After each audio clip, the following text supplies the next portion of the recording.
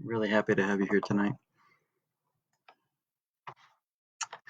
Happy to be working with you. Happy to be offering you some opportunities to find some peace and some comfort and some calm uh, during this difficult time. Happy to share a devotional experience with you, and happy to share the love that we can find in this relative time in our world and its evolution. And I guess the theme that we really want to kind of focus on is how we continue um, to solve the fear. I was on the phone um, yesterday with somebody who was a healthcare worker from my past, and her daughter too is on the front lines, and yet another conversation today via text with somebody I've known for many years who is also a nurse. And the consistent theme that I'm hearing is fear, and one can understand that fear of the unknown, fear of where this pathogen is. And while I've been able to are able to, at least at this point in time in their lives, wear protective clothing, they don't really know. Quite frankly, when or where this microscopic entity might enter their lives. And they are, of course, very, very afraid. And I think, well, I know that one of the things that they're looking for is to find some peace of mind before they head into the trenches of their, in this case, hospital experiences. But also, they don't want to bring it home. They don't want to bring their families, and in one case, they don't want to bring it home to their child. Um, so, and the numbers are rather telling right now, and it's getting a little hysterical out there. And I have to say that I got a little wanted to go do something yesterday, and I felt the urge to buck um, wisdom and do some things that seemed quote unquote normal. And I really resisted the urge and the temptation to, go to a gas station or go to a convenience store or just shop for things like apples. And while I had gloves and I just had to say no. Now I did say hello to a family member, but realized after the fact, even though I was a 6 foot distance, you know, you never know right now, and it's very hard to change habits. It's very hard to change what seems so regular when everything looks just fine. I mean, gosh, it was a beautiful day up here in Connecticut yesterday, and the skies were beckoning, and it just felt like a normal day. And I know it's not. I know it's not, but I had to be reminded that any moment where I do something that seems normal could be abnormal, and I could bring it home to my current family and um, bring some very nasty repercussions home if, in fact, I picked it up. So it's hard. What I think we're all going through is a difficult experience, and I think we have to kind of recognize that that fear button is easily punched.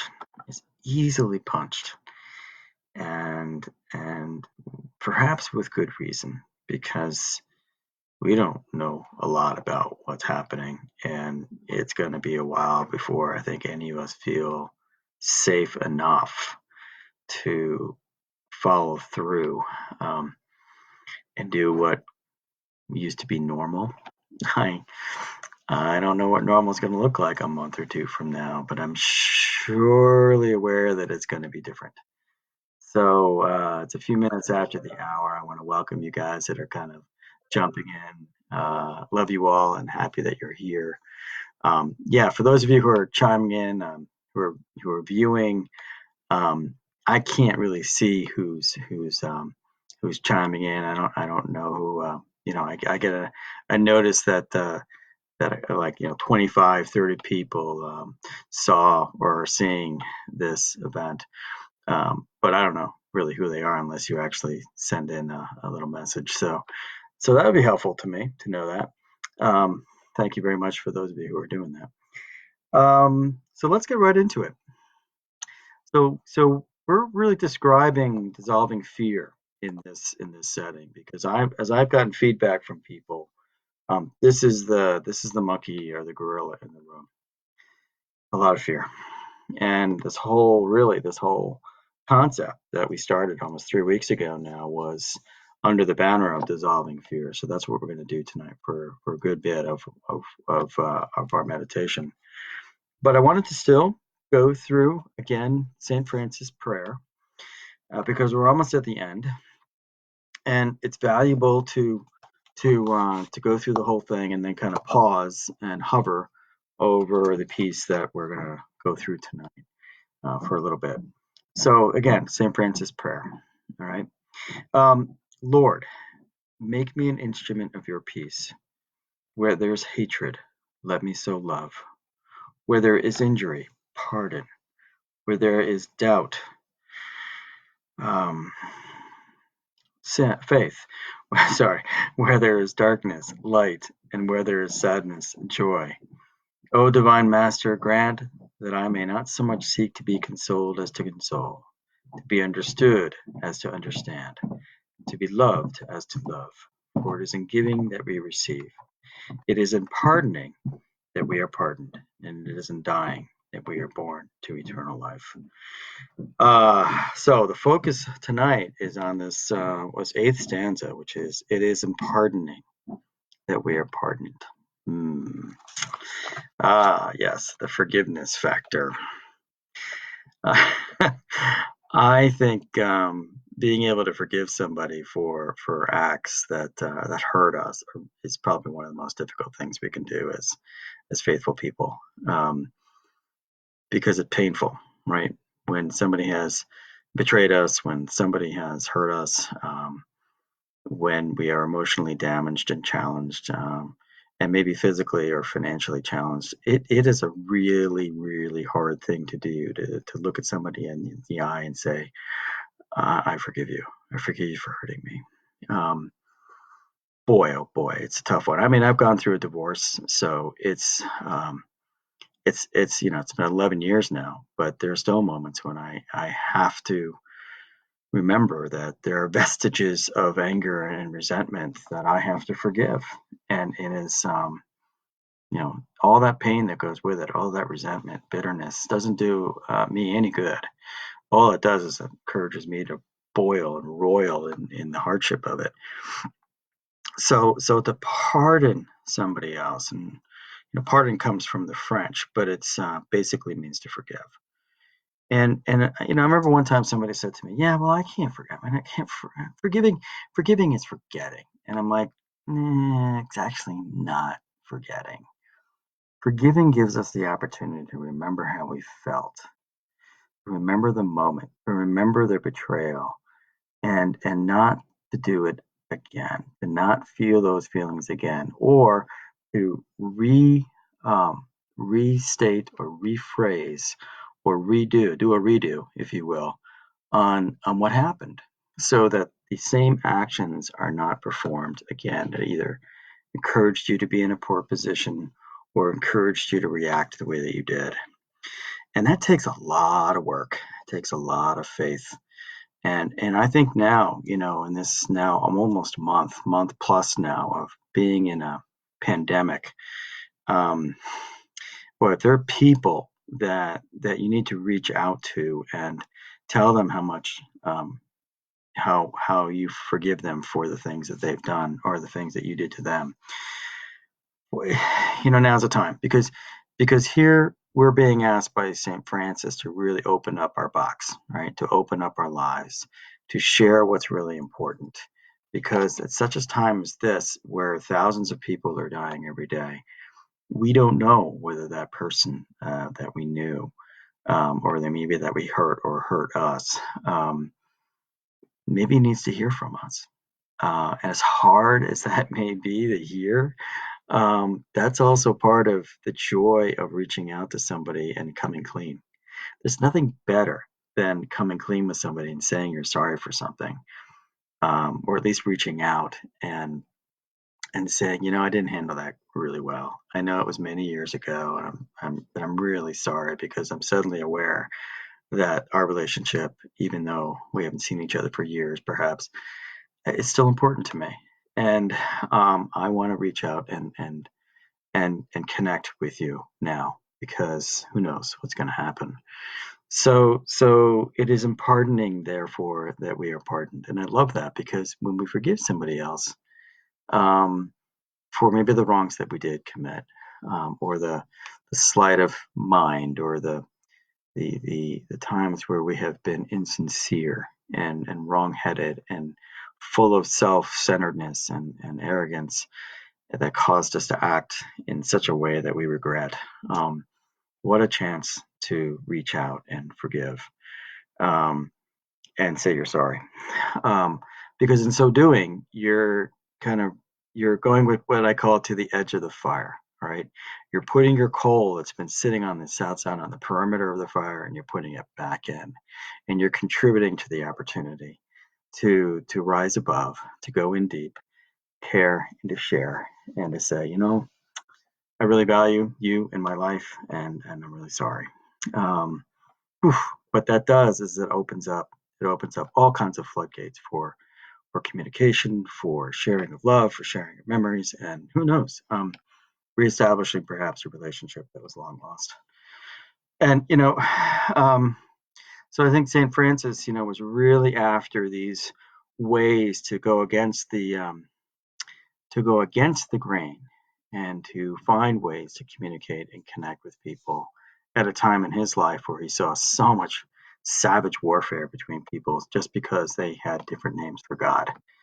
Uh, it just boggles my mind how much bloodshed was shared over the right to claim the right way of, naming God. So, but in some ways, we're trying to take territory right now, claim, who's been right, who's been wrong.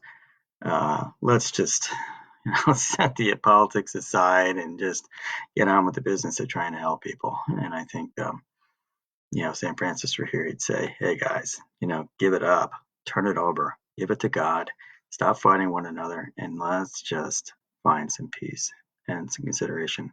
And let's dispel the fear. Let's not amp it up. Okay. So let's get into a meditation piece. We've been in the head, or at least I've been in the head a little bit around this. So let's get into the heart, which is really where most of the communication takes place. And what I want you to do again is consider your own understanding of God, whoever that may be, and get comfortable. And and close your eyes and feel that presence of whether it's a father or a mother or Jesus or Gaia, nature, spirit. The American Indians used to love to call it the Great Spirit. I just think they were probably more spiritual than anything I'll ever know. But also, I have my Hindu friends and my Muslim friends and my Buddhist friends who think of God in so many wonderful, creative, and loving ways. Consider that God, and consider that God is hovering all around you, all around you. And whatever wounds you may be feeling, whether it's a forgiveness wound, whether you need to pardon somebody, whether you feel like you need to be pardoned, be aware that God knows way more about your needs than you do. But there's always these little tentacles. There's always these little things that God is kind of almost pricking us a little bit here and there, like that guilty conscience, or that message that comes in the middle of the night, or that person that surfaces that you haven't thought of for years, but you remember, oh boy, I owe that person a conversation. Maybe it's a sibling that you have to talk to, or a parent, or a grandparent. Maybe it's somebody who's deceased that you really need to talk to and think through. So consider the way we communicate right now. Figure out who that person is, or maybe what that circumstance is. And imagine that in that circle, that abundance where God is circling and hovering and embracing you, that other person is invited into the bubble. And at first you're a little skeptical because that's real. And perhaps you're a little scared because that's real. And perhaps there's a little bit of, ooh, maybe I can one-up this person, or maybe I'm afraid that I'm going to be, stepped on. That's all real. And maybe there's some hardship and some pain there that needs to be discussed and shared. But recognize that you're never alone. So imagine not being alone. That you're comforted, that you're secure, that you've been surrounded by the courage of God's light and love. And here you have the support and the strength of your particular understanding of God with you. Because there's an awful lot of fear in this bubble too. It takes a lot of courage and strength to pardon. And we all can name those places and those people and those events in our lives. Ways in which we could have done better. Could have been more considerate, careful, loving, aware. I know I have. And think of those people or those persons and just invite them into the room, into your bubble. Imagine them, because they're scared too. It's very hard to go into the room of truth, as a friend of mine used to say, or to go into a time when we have to reveal, we have to open up. So consider that opening and feel it, and know that you're never alone. When there is conviction, you're never alone. So if you've identified that person or persons or places or things or events, then do yourself a favor and banish the bad thoughts. Don't let them in. Get rid of the negativity. Throw out the resentment. Don't let the hardship of being honest and the fear of those moments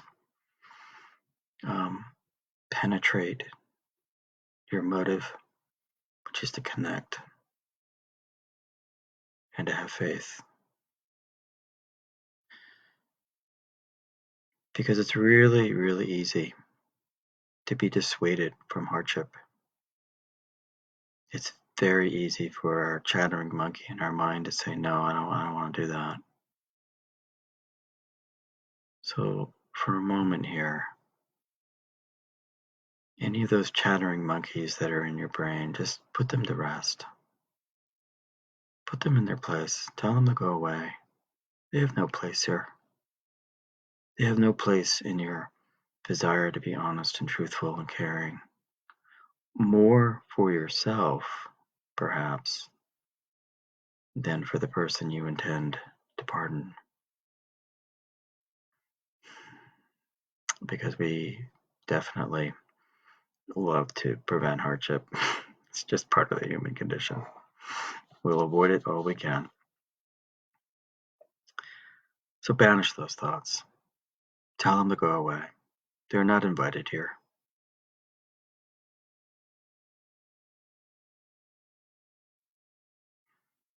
And breathe in God's air. Because what we're doing here is we're breathing in God and we're breathing out you.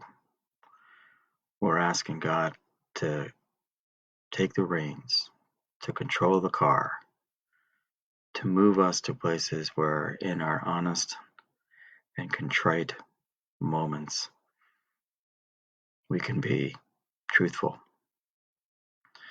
and share in our complicity or share in our honesty. So focus on being honest. Focus on clarity.